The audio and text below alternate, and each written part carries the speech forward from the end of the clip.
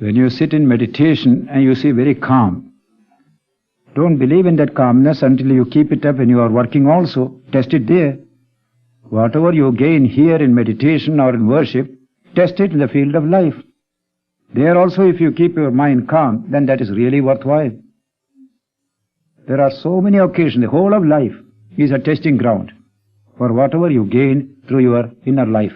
In that connection, I will say what the Upanishad said. Every man has a double journey to perform in life. One is an external journey, the other is an inward journey. We all do the external journey. Eating, drinking, educating, getting job, marrying, rearing families, getting name, getting fame, all that is external journey. Perfectly valid. In the very context, there is an inward journey to realize my true nature. Combine these two together, then one becomes the checking point for the other. Every journey here becomes checked here. Today, for example, I go to church. I come back. How do I behave with the neighbor, or with the wife, with the husband, with children? If I have grown spiritually by that act, naturally it will be found reflected in what I do. That's what we have not done so far. By their fruits ye shall know them, Jesus said. So religion is to be judged by the way we express ourselves in the interhuman situation. That's a good laboratory testing ground for every one of us. When you combine these two, then you will have real science of religion. Otherwise, a static piety which ethnical religions offer every day to us. That's why men are going to church and temple, yet they are still wicked. They are very hard-hearted. They can be impure, though they go to churches and temples. Because that is just a formal religion. This is not a formal religion. You are gaining new strength within. Suppose there is an impulse rises for crime, I must be able to control it. Impulse rises to jealousy, I control it.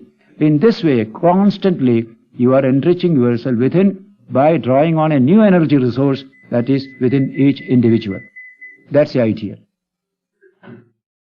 Not necessary. You have a disciplined handling of the external world. Till now, the world handled me. Now I will be able to handle the world because of my inward journey. Like riding a horse. If you know how to ride, when the horse runs, you are happy. If you don't know how to ride, the horse will enjoy the journey at my cost. Today, the world is doing that to us today. We are all creatures of the world today. Why? This knowledge is not there, this strength is not there. Today you can see men are merely creatures of the external world all the time. That should not be. The world will remain. You enjoy the world there. Enjoy through a free mind. What a beautiful concept it is. There's language in the Upanishad. The first sentence of the Upanishad. Isha Upanishad. Isha Vasyam. Idam Sarvam. Yat Kinchat Jagatyam Jagat. Tena Tyaktena Bhunjitha. It says, enjoy the world through this knowledge of your true nature. Then you won't get caught, you won't become a creature through that enjoyment. Today, we try to enjoy the world. It is the world that enjoys me all the time. I think I am enjoying. Actually, I am being enjoyed. I am an object, not a subject. That knowledge will come. That strength will come. Nothing is renounced except what is false. If there is truth in the world, we will never renounce it. For Ramakrishna said, a zero has no value. Put a dozen zeros, it is still zero. But put one behind, it is all meaningful. 10, 100, 1,000, 10,000. That one is essential. So all the items of the world, they have become meaningless if you look after only themselves. But if you put one behind, everything is beautiful. Love, affection, worldly pleasure, everything becomes fine if there is this one behind it. So the Upanishad said, enjoy through renunciation of what is false, sticking to what is truly true. God alone is true. Enjoy the world through God, but God not something far away, the infinite self behind you, behind me, behind all. That's the language.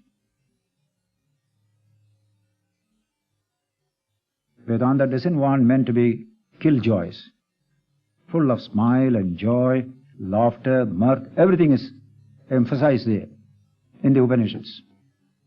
What you call a healthy-minded religion, as William James said. That's Vedanta. But we must be strong. That strength is something inward. Mere intellectual strength is nothing.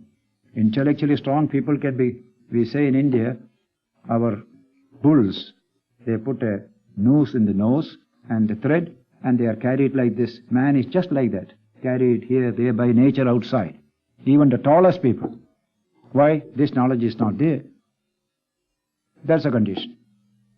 Mere physical strength, intellectual strength are nothing. They can all be made creatures. Once you have a bit of spiritual strength, everything changes. A rich man wants to be richer. He becomes corrupt. He does all the wicked things. Because he is absolutely a creature. He has no freedom. So Vedanta doesn't say don't pursue wealth and power, etc. Nothing. Pursue it in the light of this profound truth. Then you know when to stop and when to continue. At present I don't know anything, I just go, being driven by a force behind me, that's all.